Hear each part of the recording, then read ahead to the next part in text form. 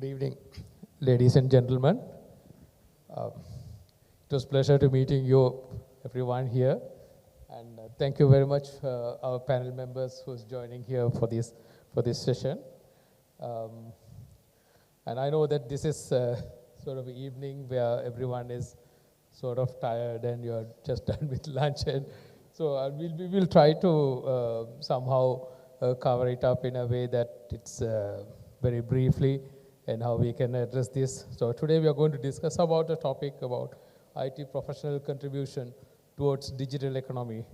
So, I mean that today we are in the era of how the human and machine, are, they're interacting in the possibilities that we are reaching the possibilities of that exponential growth, and every organizations and that we are moving into the changing society. So in that context, that we are focusing on this today's discussion about dealing with deep insight about how we can deal with the experience in the subject of introducing the IT professionals' issues and challenges which we are facing currently. So to discuss this subject, I have four panel members here: Madam Vishaka and Samira and Mohan Ferrando and Zafarullah Hasim. So just to set the context, I will pass the phone. I'll let them introduce about the areas what they are going to cover, and then from there we'll take the discussion forward. All right, over to you, Ms. Vishaka. Thank you. Talking about IT professionals, I feel delighted to see the audience, right, full of budding professionals to tomorrow's Sri Lanka's future. And my dear children, and when I look at you and when I think about the good old days when I was at school, I really feel jealous about you, because far back in 1980s when I was at school, wanting to be a computer professional or wanting to do computer science was actually a dream in Sri Lanka. But I was fortunate to do a degree in computer science and engineering from University of Maratua, even at that time. But today, the world has changed, so is Sri Lanka.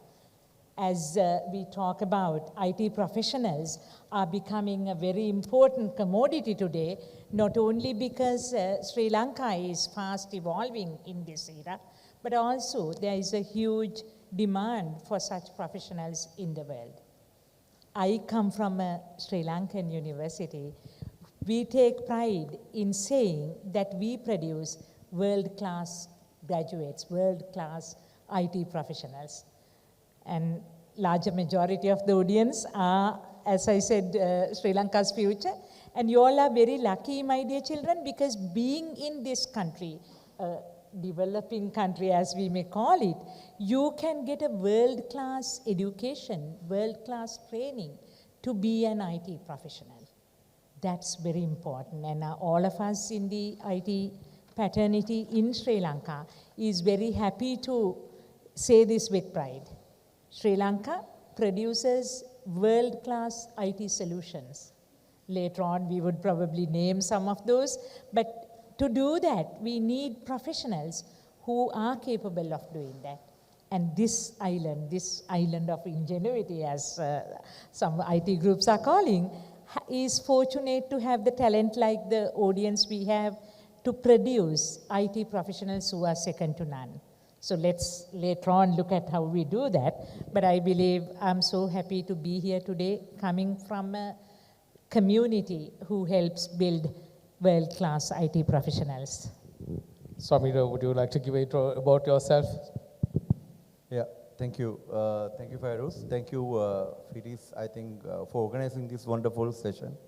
I think which is very important at this juncture, this Internet Day. What I believe is people are talking about crisis. We all are thinking about challenges we are facing. Just when you walk outside from this hotel, you face challenges. When you go home, you feel you have challenges, socio-economic challenges. So one of the most strategic moves can be taken by Sri Lanka at this point would be strengthening the digital economy. That's one of the most potential areas we can focus. Maybe some of you may already aware. Sometimes it might be a new term for some of you guys. But it's all about how we're going to transform the society, the government, the industry, which brings in more value, more revenue to the nation with the adoption of digital. In that journey, each and everyone, irrespective of your age, irrespective of your geographical location, irrespective of what you're engaging with, you can contribute. So that's why I think we are here. The Internet Day is very important. So getting this message delivered across the board, cut across all the segments, that message would make an enable environment like my brothers and sisters and everybody, so that you can think of how you can contribute to digital economy of Sri Lanka. So we can get into details at a later stage, but mind you, we have a significant opportunity to improve, accelerate rather, the digital economy, which can definitely move this nation forward. I'm representing ICT Agency of Sri Lanka, so let's talk about a bit on how important your role is and how we can support and how the environment has been evolved over the last 1.5 years on digital economy and capacity building. Thank you. Thank you, Samira. Thank you, Fitis. And thank you for all students, corporates, vendors, and everyone present here. And thank you, Fairuz, for inviting me over to this event. Well, I've been in the IT training industry for almost 14 years, where we develop human capital. Initially, it was based on technology. When we go back into the MCSC, MCSA days, for today, we are focusing on the roles of individuals, focusing on digital transformation of organizations, as well as helping individuals to build their own career path towards the goals of the organizations as well. And I see great opportunity, just as you get challenges and also the need for today. We also see a lot of opportunities, bringing your imaginations alive. And I represent Trainocate. We're a professional IT training organization. We became the world #1 for Microsoft training last year. And we've been a part of the skill building operations in the private and public sectors in Sri Lanka. And well, during this discussion, we would like to touch base more on how to bridge the gap between the ICT education and the industry, and also how to bring the government initiatives, so more or less on the GIA platform and much more. So over to you, Mohan. Thanks. Thank you. I think the first challenge is to keep all you awake in the last session and then build the capacity. So I represent Informatics Institute of Technology, probably the first private IT education establishment in Sri Lanka, started way back in 1990. If I touch on our vision is to provide or extend IT education for everyone. That itself will help me to elaborate and to contribute to the rest of the discussion later on. When I say everyone, because at the time when we started, more than 30 years ago, there was a perception or a prejudice, more rather, about who can do IT education or who would qualify for that. But we wanted to extend that opportunity to each and every one, not only those who would excel in your A-level or any other qualification to that fact. Yes, of course, those who are doing well will get into great public sector institutes, but there's a large community of people who are much, much capable, but yet lacking that opportunity to contribute. And also, from a capacity building point of view, country needed that. Hence, the private education in ICT was born. So later on in the discussion, we are going to particularly touch on this topic of capacity building, and we'll elaborate finer topics of how we are doing it, how differently we are enabling this digital economy to be a reality. Yep. All right. So we all know that to build the technology professionals is the right age, is the early age, is the right period. Because I'm glad to see a lot of young school students. In fact, they are young computer scientists who have participated in the school level competition, and they are the winners, and some of them have been nominated for Asia Pacific ICT competition as well. I'm glad to see this group. Now today, it is important for us to have a national initiative in terms of generating a technology community. So to reach out to the, address the issues that we are facing it right now. Even the large organizations were successful in the past, were struggling to get going with the current issues and challenges that we are facing it. So the question to Madam Visakha.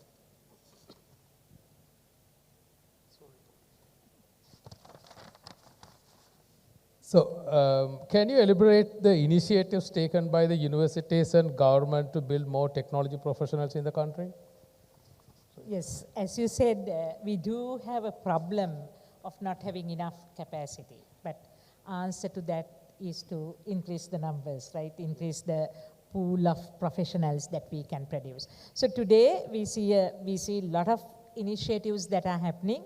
I mean, if you would recollect, one of the problems we had in the school education system is these streams of humanities and social sciences, all that which didn't have.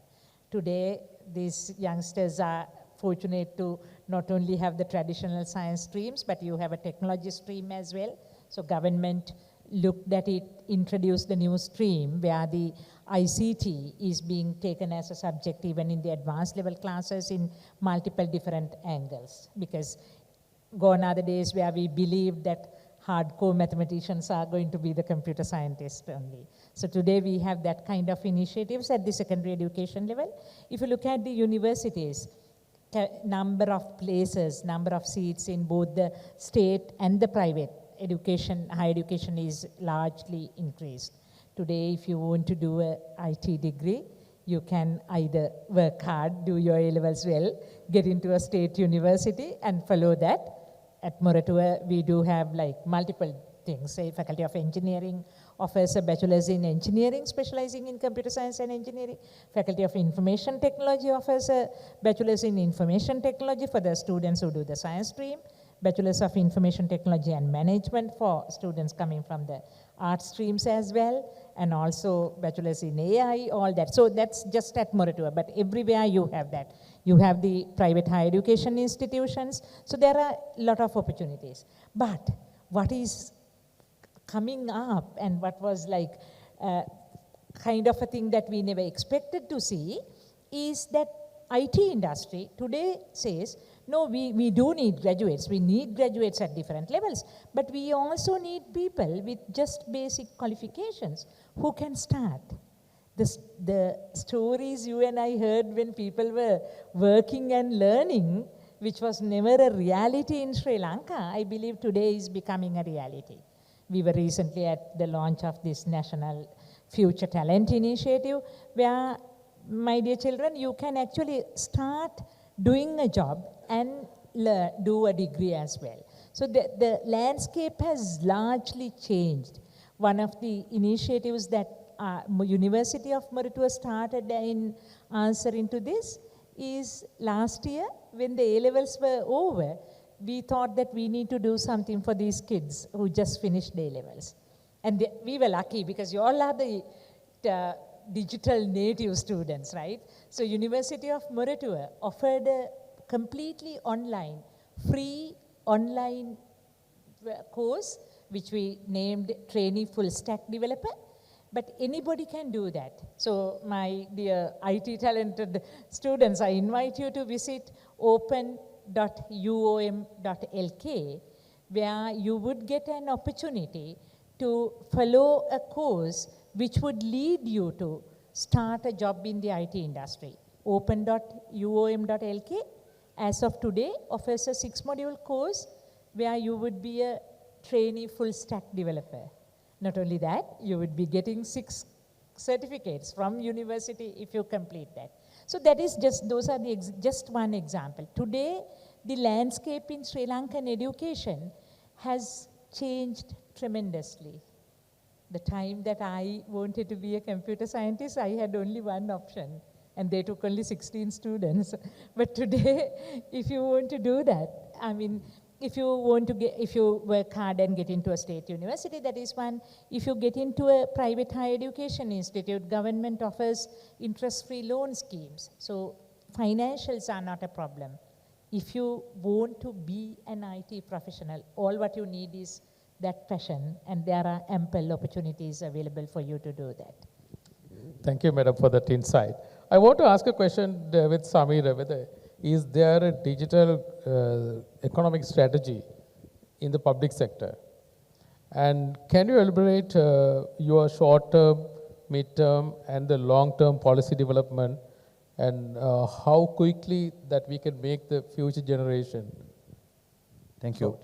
Thank you, Fairuz. So I think as per what Vishaka Madam told, like now the context is not evolved, actually it's transformed. Now it's totally different from like 20 years back.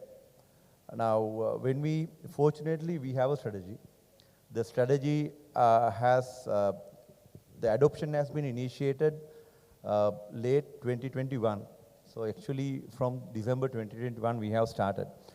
The government has recognized there is a significant requirement of addressing this whole issue. We are talking about like over the years, maybe a decade or so.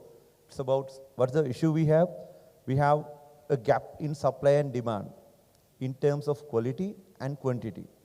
So what schools are producing, what vocational sector is producing, what certain universities are producing are not adequately comply with the evolving requirements of the industry. So that's one of the challenges. The second challenge is the quantity. Now the industry is rapidly growing. Now this is one of the industry which can be survived at this critical situation. So it's keep on evolving. So the digital economy strategy addresses multiple areas. So I'll start from the long-term ones in very brief. Now we have to resolve this issue once and for all, or else we'll be discussing about the same problem next year at Internet Day. So how are we going to stop that? So first you have to stop that. So fortunately, with the support of the entire industry, ICTA mediated to bring in BCS, CSSL, SLASCOM, FITIS, and ICT Skills Council, together with relevant government organizations, Ministry of Education, from the top level policymakers to the bottom layer, and managed to develop the policy for digital education transformation of Sri Lanka, which has a significant focus on bridging the industry demand and the skills we are producing from the education ecosystem. I think that's one of the critical elements we managed to deliver during last year. I think this is going to be the first ever policy on that area. You can understand the importance of this. Now the major players like Korea, South Korea, Finland, maybe like Ireland or like Singapore even, they are adopting their third digital education master plan or their third policy. So these are first one. So at least if we can make this right, that would be the enabler for the future. That's a long-term strategy. So apart from that, there are a few other initiatives like National Skills Framework, again with the industries, RASCOM, FITIS and everybody. So we're working on a framework so that that can be the catalyst or the guideline, anybody to understand the career paths and how they're fitting in with their relevant competencies in the industry. So if I move on to the short-term and mid-term rather initiatives, now we know the problem cannot be resolved like that. It'll take time for us to produce relevant, like you guys, when you come out, I'm pretty sure even without any intervention, you should be able to, comply with the relevant competencies. But you have to do something more. So we have started, again, multiple initiatives, again with the entire industry. So boot camps targeting for youth at different layers. And another drive separately on the freelancer development.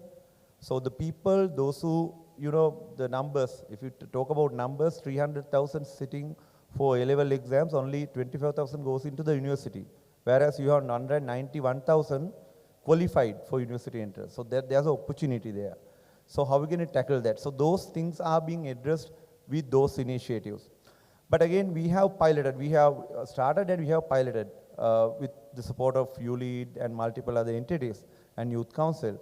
So our experience was, now again, even though there's a huge demand and there's a passion from the community, from youth segments, there are another, significant piece of mediation to be done for them to realistically employ it in ICT industry. So you have to have certain set of skills, specific skills developed. So now we are planning to launch another initiative called Refresher Program to fulfill the immediate demand from the industry with the government sector, and even we'll go for the island-wide rollout also at a later part.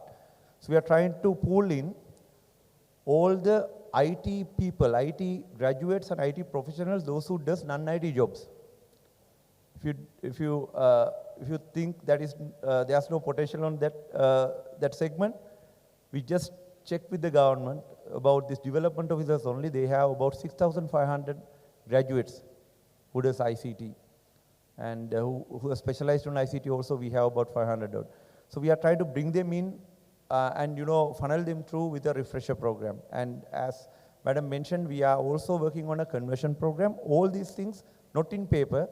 It's actually happening. The refresher program is commencing on 6th December. The other youth boot camps have already started. So in addition, these enabling frameworks and these quick win initiatives, within the government, we have public sector, we have started massive transformational initiatives in the capacity building sector. Now, in terms of government sector, we have 730,000 of them. And government is planning to reduce that number significantly. So one of the major areas, potential areas would be, if they are very competent, they would be able to pull into this industry. It's not only mind you become an IT professional, means like not software engineer. It can be, different other areas also. So there's a program going on called NextGen Gov, and there's a competency framework developed, digital maturity model developed. So all the underlying framework, actually with the support of the entire ecosystem, ICTA actually put in place. So hopefully we would be able to support the industry. Now the latest development is NFTI, National Future Talent Initiative. SLASCOM initiated, actually ICT is also one of the founder partner of this initiative, which cut across all the segments. We are trying to take this message downstream and pull in people to the industry and support them aggressively at different layers. So those are some of the initiatives we have started. So many endeavors actually, including the education spectrum, like all career counselors have already trained, and they are working on a course, rolling out to 10,000 schools right now. So there are things happening at ground level. So we are very, very happy to see that things are moving from the education spectrum. But still, there are a lot more to do in terms of awareness and realistically mapping the required skill sets with the potential candidates. So that's where Yeah, thank you, Samir. I think building technocrats, it's something that we also believe that we have to focus on those. Now, next I move on to Mohan Fernando. We all know that we have to create 200,000 IT jobs by 2025 to reach the revenue of $5 billion revenue for the country. So in order to achieve this, we should reach out to the country's capable youth population. I believe all of you are one of them. So there should be a collective effort from the universities and the IT industry in order to create that steady stream of resource pool or the talents. So how do we build such engagement between universities and industries? And would you like to share any of your success stories around IIT campus? Sure, Fairuz. Around this? So, talking about capacity, I think I would like to break the question into two.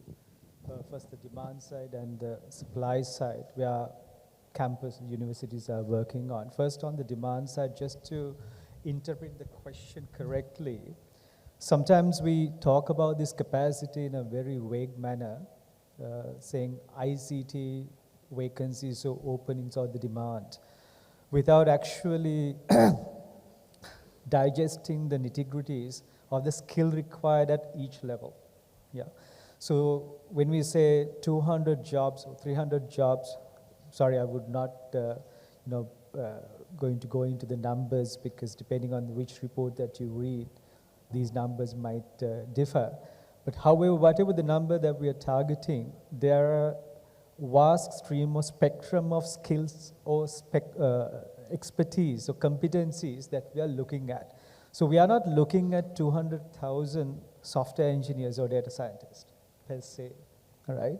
If I give you a bit of context, one of the reports I was just reading was saying that in the direct IT and BPM, while they are recruiting probably around 100,000 or more, IT-enabled government and non-ICT sector employment on the IT-related stuff is about like 500,000, right? So this is a huge diversion from the original capacity that we were looking at, right? And what we are asking the universities to produce. So I just want to first put the context, right? Saying when we say to build capacity by universities or other institutes, what we are looking at. So this capacity has various segments, and it's only the universities, but there's a huge requirement to a job at the vocational training level that I'm sure that later on my friend is going to touch on, that we have to work on to build the full demand capacity. So that's the first thing. So next, I want to touch on the supply side, where actually we are working on. I want to share some of the success stories so others can learn from, or we can have a better penetration so the success can be learned and adapted. So if I start by saying one of the biggest success that we measure ourselves is number of graduates from IIT who are waiting to be employed. And year on we calculate this, and always we want to end up in zero. And that's a success story that we always go and market, that the marketability or the employability of our IT graduates. And I'll come to the success story later on. Why I say that the number of graduates waiting to be employed, because we don't believe that we are in the industry to produce certificates or degrees. We are in an industry to build competencies. If you build degrees or certificates, of course, there could be people holding it and waiting until the opportunity comes. But if you build competencies, that competencies required or used in one sector or the other, so he will be pulled or recruited. This is the main difference. So how do we build the competency? We have a slightly different model from the day one when we started.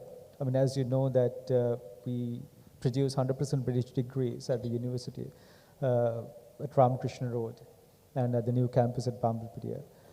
But we have a very large apprenticeship component in our degree. Out of the 4 years, 1 whole year, they will work with industry as a requirement of the degree program. And that will be accounted for your credits when you pass out. So the third year after you work with industry, you come back and apply your first 2 years of academic learning and the practical learning of the third year and you will do the final year project, which is much relevant and applicable to the place that you're going to work with. So naturally, by the time you graduate, he has built the competency required by the companies he's going to work for, not something which you assume or hypothesize. So this is a secret. So I wish that more and more education establishment adopt this way of learning. I call it co-learning, where you learn while you're adapting or applying it. And by the end of the course or the degree program, you are not coming as a fresh graduate who will go and learn from the industry. So our guys will come with the learnings that they already had, and from the day one, they get the, hang out the game.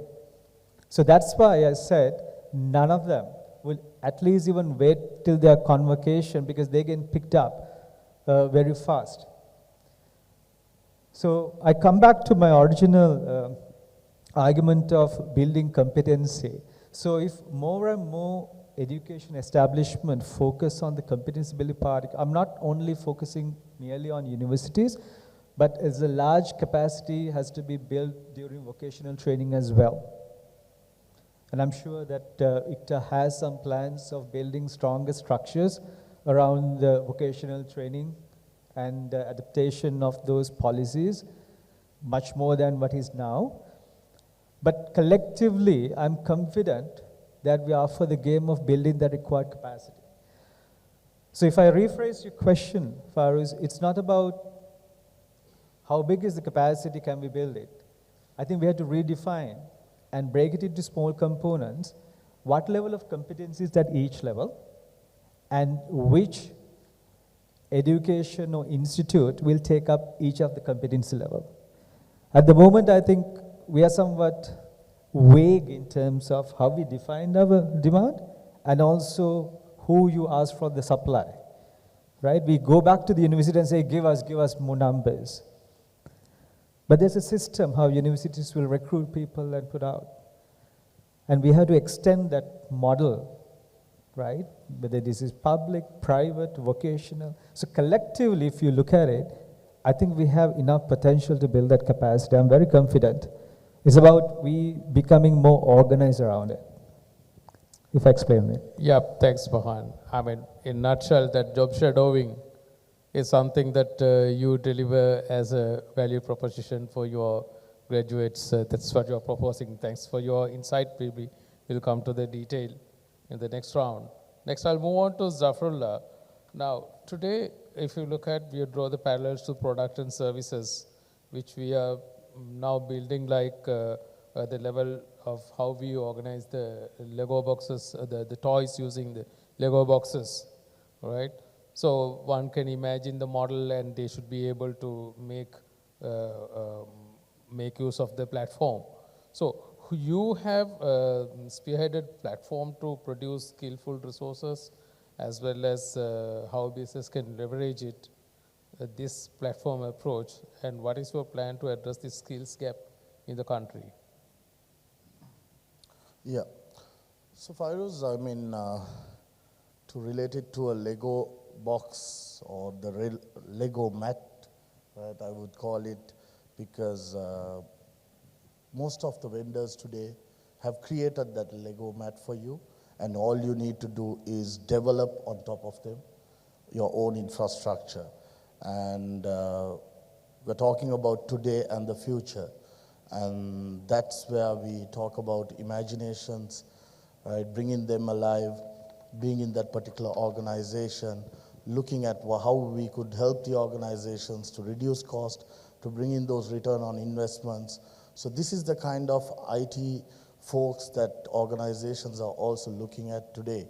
So yes, Lego pieces need to be used, but one size does not fit all. So we need to be able to see and understand the level of requirement, whether you are an enterprise or a small and medium business or startup, and what sort of requirements are kind of needed at the moment, and also focus on providing those trainings as per. So previously, I think the previous speakers mentioned about software engineers and how it has broken down. It's more or less we're calling a doctor and then you get specialists across, right? So today we've got business analysts, data analysts, business intelligence administrators, cloud administrators, solution architects, DevOps engineers. So this is what the future holds. This is what the organizations are looking at.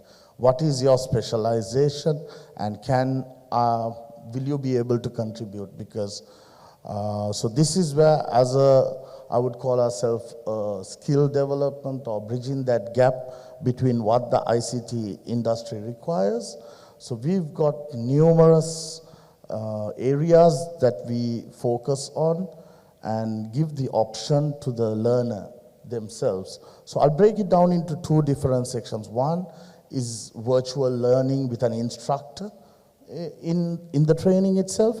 Then we've got an LMS portal, which we focus on the end users as well, because no matter what solution or what technology the IT team would bring forth, if the end users do not have the awareness, the adaptation, and empowerment in order to use that, then it's always going to have that resistance. So we help them out through, so the innovative sections that you spoke about would be, one, with the pandemic, from classroom trainings coming on to virtual trainings, where our trainer can be based out of Singapore, but our trainees can be in Sri Lanka, Bangladesh, Nepal, Maldives, or around the world, connecting through Teams or Zoom or whatever platform, WebEx, where you are able to learn from one another. The world's become so localized today, where we are connecting from all over the world, learning from one another. And we're going into the metaverse soon. And that's change is inevitable. Change is something that we need to look forward to. And it's happening. So yeah, I think I covered that bit around. I think we have very limited time, so any questions, feel free to ask. I think the number is given already. So we have very limited time. So let's move on to the second round, but so sort of summing up what we discussed it. First, I'll move on to Madam Visakha Nanayakara. So its ideas are easy to come by, but building it and scale it up, the same is something that we have to go through the tough time. So that's the toughest part. So how do we believe that we can build the future workforce? That is true, right? Always doing is a lot harder than conceptualizing.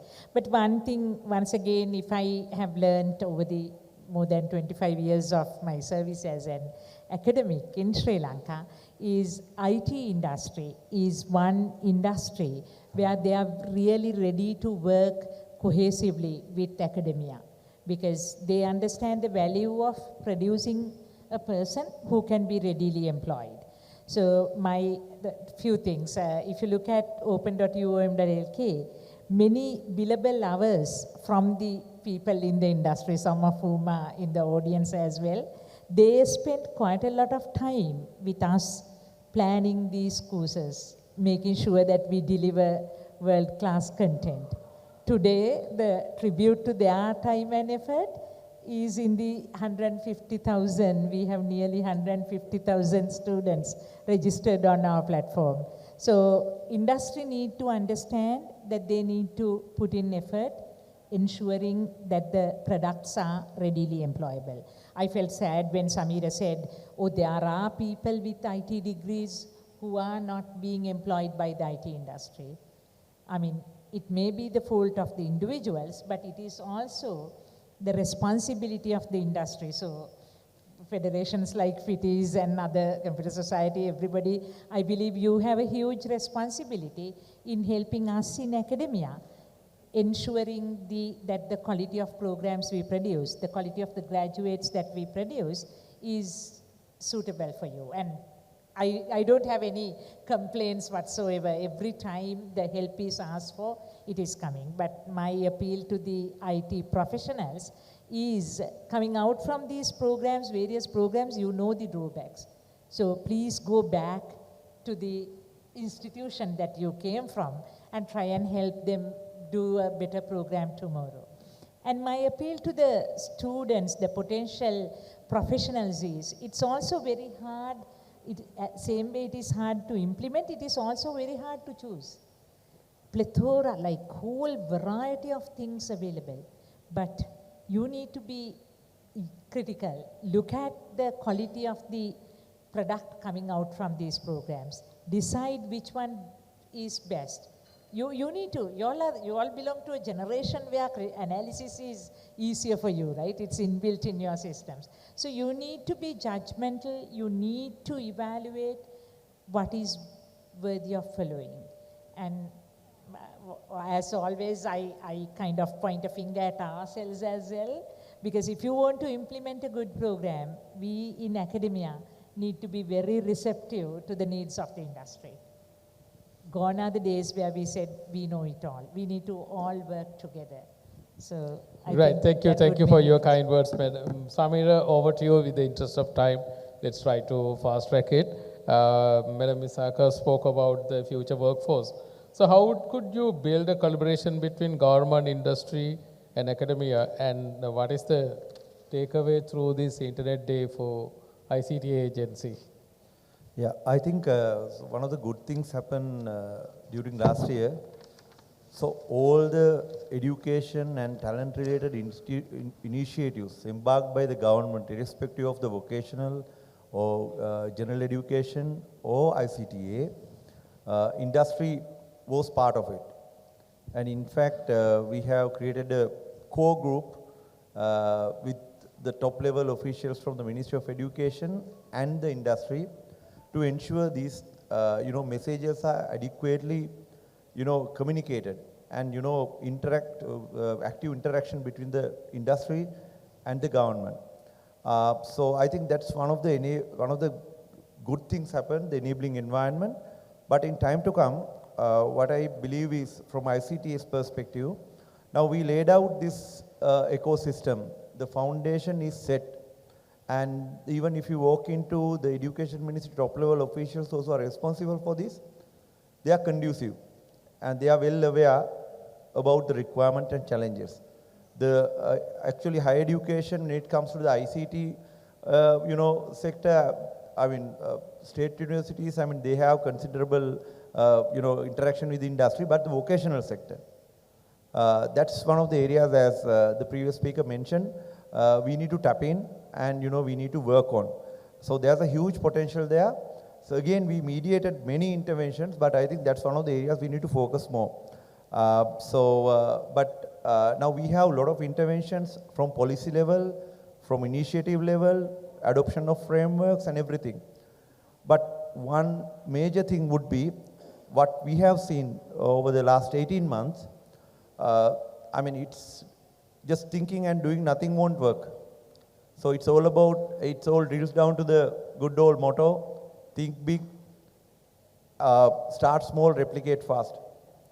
So it's essential for us to work on a generic agenda, broader vision, and act fast and replicate as much as fast we could do. So for that endeavor, ICTA will be continuously facilitating the engagement of the industry and the ecosystem. Thank you, Samir, quickly addressing that in a very short time. Next, I move on to Mohan Fernando. So you mentioned in your first round that who has set up the target of 200,000 graduates and 5 billion revenue. But as Sri Lanka, that we have set up our own target from scaling up from 1.7 billion to $5 billion, right? Yeah. So, but as this is the only industry which can make the exponential growth in this difficult time, I believe that we should give it a try. So how do you think that, what are the challenges we are facing and how are we going to realistically achieve this? Yeah, I think I touched on the challenges a little bit earlier. So if I again separate my answer first to the students who are here. The challenge that we had earlier, the inclusivity, had been rapidly disappearing, especially with the private sector also coming into education. This year itself, we recruited 2,000, we just took 2,000 students in. And out of that 2,000, nearly 60% of the students, or more than that, did not qualify for an ICT degree in a public sector university. So we took them in, and they're going to graduate with fine colors, with my previous claim of being zero unemployed. So these are the opportunities created in the sector in terms of education, expanding your opportunities to pursue ICT education, so it is not restricted as it was in 1980s, as Vishaka mentioned earlier. So now it is expanded, so you have a great opportunity to go. And for the industry, what I would like to say is be part of this, and rather than we complain about the quality or the skill set of the people who are coming out, be part of that. As I mentioned, apprenticeship, internship are a great way of upskilling people, and great way of learning ICT. I can't think of a many better way rather than apprenticeship to learn ICT, because this is not a subject that you will put a student for 4 years in a classroom and come out saying, okay, now you do that. So industry has a big role to play. So I invite all the guys who are here from the industry to be partnered with the universities to offer those apprenticeship within their course. So by the time the student come out, they'll be all ready for you. Yeah. But as what we all do, we have to sustain what we are doing. So we have aligned ourselves with the UN SDGs, SDG 4. So our aim is to make education inclusive, equitable, and lifelong. I hope that you will all come on board. Yeah, thank you. Thank you. So next I'll move on to Zafarullah. Now today we are transitioning into the platform economy. Now the organizations are now, they are mostly seeking toward opportunity into, getting into the experience of how they can move into the platform-based business and move their product, build their products in a platform context. So in this such context, now can you touch about human capital development, product or IP building, and skills and placement, especially on the women in youth development, that area? Yeah. So, well, I would say as a catalyst, the lack of awareness, the knowledge is what we have been focusing on, because when it comes to, as you know, we are a vendor-based professional training organization carrying over 30 vendor partnerships. So they've already committed to these licenses. Organizations are already utilizing them, but how much are they utilizing it? So I would like to use a phrase that I usually use, that we do not know so much that we do not know that we do not know. So providing that awareness towards the individuals who are utilizing the resource, the technology, identifying the situation they are in, bringing in a solution, and providing that impact is what we do. And the future holds on building your own IP, building your own solutions, and taking that forward, taking that into the international markets. So this all requires the right amount of trainings on the right direction and what the demand arises as well. So yes, women in tech is something that we have been focusing quite a lot, and we have been providing the fundamental trainings on data, fundamentals on artificial intelligence, machine learning, business analysts to cloud, so on and so forth, for free of charge. And then the moment they have that fundamental knowledge, they know which direction they should take. So similarly, onto the universities, we have trained across University of Moratuwa, KDU, Jawaharlal Nehru, so on and so forth. Almost 1,500 university students alone have been trained on fundamentals last year for free of charge. So what we're trying to bring in is that the knowledge gap that is already prevailing. There are so many leaving the country, there's brain drain.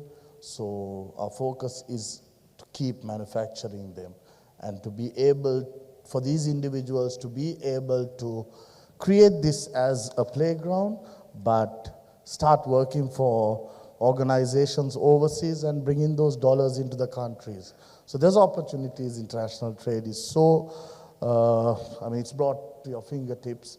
And we see the youth doing much more today with their focus, what they learn, what they imagine, right? They go do their research. So along with them, I would also like to point out about educators keeping themselves updated so that that system works without fringe.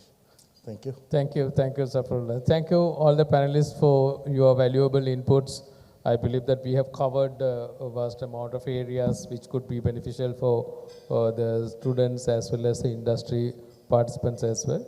And with that, we would like to thank all the participants and thank you very much for listening to us. And you can talk to us, because since we cannot take Q&As right now, but we have answered most of the questions that have been raised through the WhatsApp.